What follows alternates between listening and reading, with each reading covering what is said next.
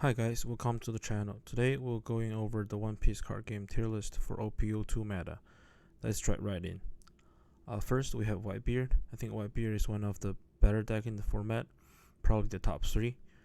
Straw Hat version is currently more popular and it's actually very good for bigger tournaments as it's very easy to play and more consistent.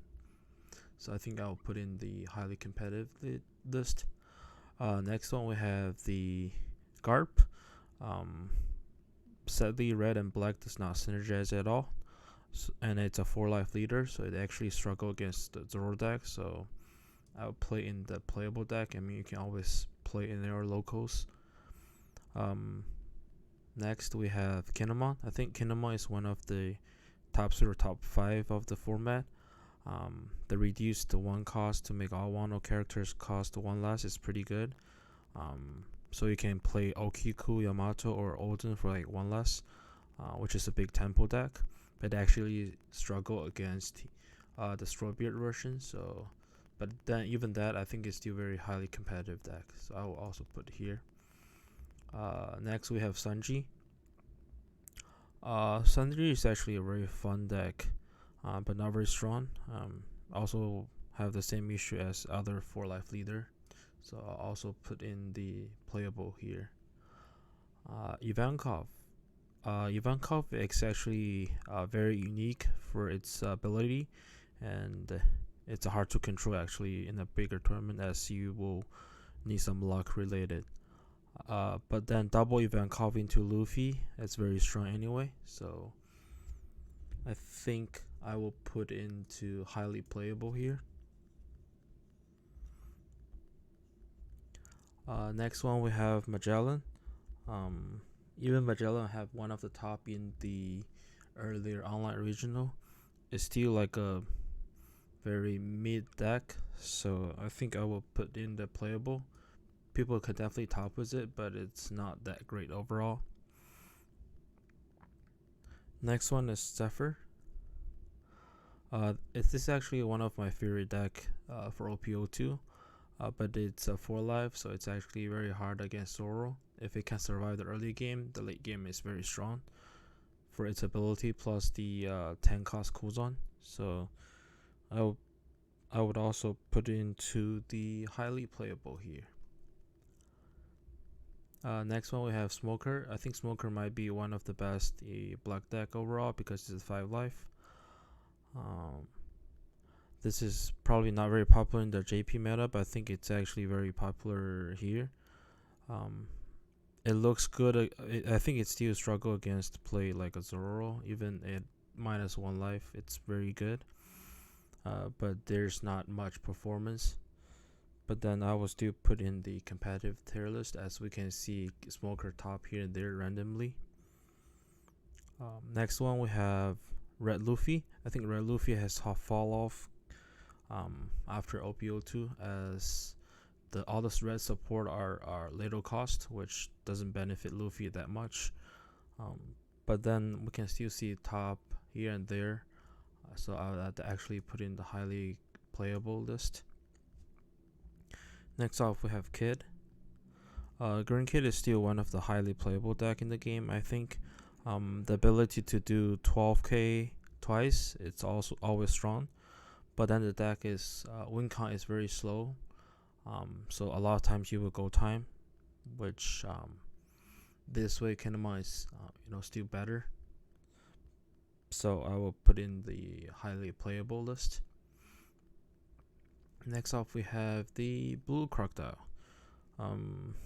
Blue Croc does not have any impact for this meta. I think Ivankov or Dove probably a better choice for blue. But we can always wait for the OP02 support to see if it can, make the deck a lot better. So I'll just probably put in the playable for now. Next off, we have the Purple Kaido. Purple Kaido is not as strong as OP01, but then even that, still with the new support of the Impo Down package, was probably one of the best option card against any aggro deck. Hail of Judgment. The deck is still pretty viable, so I'll put in the highly playable for now. Next off Shanks. I mean, we don't even have enough purple film characters. So for now, I think Shanks is just in the kin tier. Um, Next off, we have the Sakazuki. Sakazuki, the effect is as bad as Leader Kin. Um, Even the 3-cost Kobe is probably better than this Leader effect. So I'll put in the kin tier for now. Next off, we have Zoro. I think Zoro is probably one of the strongest aggro decks in the format. If you want to play in the bigger tournament, know how to play against Zoro is probably the basic courses for any other leader. With many low-cost red characters and probably also the 9-cost Whitebeard, the deck is incredible aggressive and not bad on the defensive side with the 2k boost. The issue for the deck is during bigger tournament, you have to think a lot and then you have to draw cards in sequence, which might be a little bit challenge. But even that, I think is still very highly competitive deck. Next off, we have Law. Law is actually very similar with Zoro. I think the only difference is like Law needs more experience compared with our other deck. If you play Law long enough, I think you'll be able to have good results over the time. With all the searchers, you can literally access to everything in the deck. But then for life leader is also always have the issues against other decks sometimes. So, but even that I'll put in the competitive list. Next off, we have the double color red green Luffy. I think red green Luffy have that same color with Law, but it's actually the effect is actually weaker. It only boosts Supernova or Straw Hat. But then the film version is actually very fun. So I'll probably put in the playable tier for now. Next off, we have Odin. Odin is actually a leader I tested and played a lot. Even OP02 format, I think the ability is very fun. But then it's not as good as Kid or Kinemon. But yeah, I think I do see people actually top 8 or top 32 in the Asia format. So definitely watch for this deck. Probably can top sometimes. So I'll just put in the playable for now. Next up, we have Dove. Dove is, I think the issue for blue deck is especially for Dove is like you have to think a lot, and then it has no answer for any 8-cost or higher characters, as Mihawk and Dove can only bounce anything 7 or less, so that's the issue. But I do see people can be able to top with this deck. I think that's pretty awesome.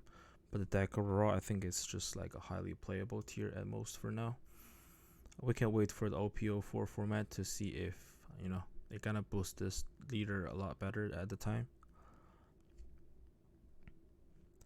Next off, we have the Blurple Kaido. I think Blurple Kaido can be played and it can be a fun deck, but overall it's just not strong enough. And then for life is just still struggle against Zoro Law. So for now, I'll put in the playable tier.